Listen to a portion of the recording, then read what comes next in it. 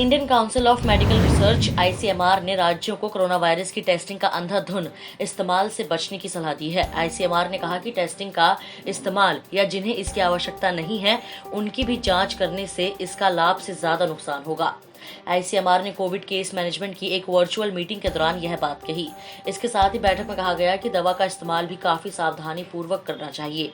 ICMR ने बैठक में कहा कि इन सभी उपचारों को केवल वहीं इस्तेमाल में लाना चाहिए जहां रोगियों की निगरानी संभव है, ताकि संभावित जटिलताओं को संभाला जा सके। साथ ही यह भी मध्यम और गंभीर मामलों के लिए कहा गया कि पर्याप्त ऑक्सीजन की व्यवस्था, एंटी कोआगुलेंट्स और सस्ती कॉर्टिकोस्टेरॉइड्स की उचित और समय पर व्यवस्था हो सके। अमेरिका में कोरोना विस्फोट से 1.34 लाख मौतों के बाद आखिरकार राष्ट्रपति डोनाल्ड ट्रंप को भी मास्क पहनना पड़ा। कई महीनों तक फेस मास्क लगाने से इनकार करते रहे ट्रंप आखिरकार शनिवार को पहली बार नाक और मुंह ढके नजर आए। घायल सैनिकों को देखने के लिए वॉल्टर रीड पहुंचे ट्रंप ने काले कलर का मास्क लगाया था। ट्रंप ने मास्क पहनने को लेकर मीडिया कर्मियों से कहा, जब आप हॉस्पिटल में होते हैं, खासकर तब जब आप ऐसे लोगों से बात करते हैं जो ऑपरेशन टेबल से आए हैं, तो मास्क पहनना अच्छा है। मैंने कभी मास्क का विरोध नहीं किया है, लेकिन मेरा मानना है कि सही समय और स्थान पर इसका प्रयोग करना चाहिए। इससे पहले press conference, corona virus task force update, rally और जनसभाओं में ट्रंप कभी मास्क पहने नजर नहीं आए। CNN की एक रिपोर्ट के मुताबिक ट्रंप ने काफी लॉबिंग के बाद यह फैसला किया है। कई विशेषज्ञों ने राष्ट्रपति को सलाह दी कि उनके मास्क पहनने से उनके समर्थक भी ऐसा करने के लिए प्रोत्साहित होंगे। उत्तर प्रदेश की योगी सरकार के कार्यकाल में पुलिस के साथ मुठभेड़ में 122 अपराधी मारे गए हैं और 13 पुलिसकर्मी शहीद हुए हैं। मुख्यमंत्री योगी आदित्यनाथ ने हमेशा यह संदेश देने की कोशिश की कि कानून व्यवस्था के मामले में वह किसी के दबाव में नहीं आने वाले हैं।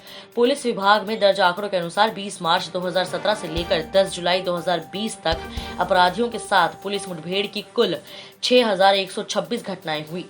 इनमें 122 अभियुक्त मारे गए, 2293 अभियुक्त घायल हुए और 13361 अभियुक्त गिरफ्तार किए गए। मुठभेड़ की इन घटनाओं में 13 पुलिसकर्मी शहीद हुए तो 894 घायल भी हुए। हाल ही में कानपुर नगर के चौकपुर थाना क्षेत्र स्थित बिकरू गांव में दबिश के दौरान अपराधियों की गोलीबारी में 8 पुलिसकर्मी शहीद हो गए थे। इस घटना के पहले केवल 5 पुलिसकर्मी ही शहीद हुए थे। इस घटना के बाद मुख्य अभियुक्त विकास दुबे समेत 6 अपराधी भी पुलिस के साथ मुठभेड़ में मारे गए। कानपुर के बिकरू गांव में दहशत के साए में जीने वाले ग्रामीणों ने विकास दुबे की मौत के बाद अपनी जुबान खोली। किसी ने जमीन कब्जे की बात कही तो कोई उसकी दबंगई को याद कर सहिर उठा। 30 साल में पहली बार यहां पुलिस की चौपाल लगी। हिस्ट्री शीटर के खौफ और पुलिस की सांठगांठ की कई लोगों ने कहानी बयां की। कई चौंकाने वाली जानकारियां भी दी। ग्रामीणों ने बताया कि जब भी चौबेपुर थाने में विकास और उनके साथियों के खिलाफ तहरीर दी जाती थी, पहले तो थाने में फटकार मिलती थी और वहीं से विकास को सूचना भेज दी जाती थी। गांव पहुंचते ही गुर्गे पकड़कर विकास के सामने ले जाते थे, जहां विकास पीटता था। कभी गांव में पुलिस आई भी तो वह विकास के घर से ही लौटकर चली जाती थी। पुलिस ग्रामीणों से बात नहीं करती थी। यही वजह थी कि गांव के लोगों का पुलिस से विश्वास उठ गया था। गांव में 30 साल में पहली बार ग्रामीणों के साथ पुलिस ने चौपाल लगाई। शनिवार को ग्रामीणों को सुरक्षा का भरोसा दिलाने के लिए सीओ त्रिपुरारी पांडे ने उसके हाल जाने। दहशत का आलम यह था कि काफी देर तक कोई नहीं आया। इसके बाद सिपाही घर घर जाकर लोगों को भरोसा दिलाकर पंचायत में लेकर आए। यह पंचायत विकास के घर के पास ही एक पेड़ के नीचे लगाई गई। उन्होंने ग्रामीणों को सुरक्षा का भरोसा दिलाया। कहा, अब किसी से डरने की जरूरत नहीं है, ना पुलिस और ना ही किसी अपराधी से। कोई समस्या हो तो पुलिस को बताएं। आप सभी की समस्याओं को सुनकर उसका निस्तारण किया जाएगा। चौपाल समाप्त होने के बाद लोग घरों को लौट गए। इसके बाद गलियों में फिर सन्नाटा पसर गया।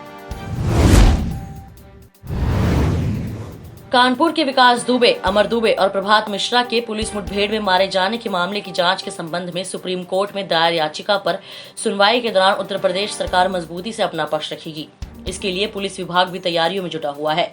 PUCL एवं अन्य बनाम भारत सरकार एवं अन्य के संबंध में सुप्रीम कोर्ट में दायर रीट याचिका में तीनों के एनकाउंटर की SIT गठित कर जांच कराने एवं सुप्रीम कोर्ट के सेवानिवृत्त जज की अध्यक्षता में कमेटी गठित करने का अनुरोध किया गया है। DGP मुख्यालय में SSP GN खन्ना की तरफ से कानपुर नगर के SSP दिनेश कुमार P को भेजे गए पत्र में कहा गया कि इस मामले में सुप्रीम कोर्ट में advocate on record Sarvesh Singh Baghel को सभी जरूरी अभिलेख उपलब्ध करा दिए जाए। यह भी कहा गया है कि एडवोकेट ऑन रिकॉर्ड से संपर्क कर उन्हें मामले से संबंधित सभी तथ्यों से अवगत करा दिया जाए।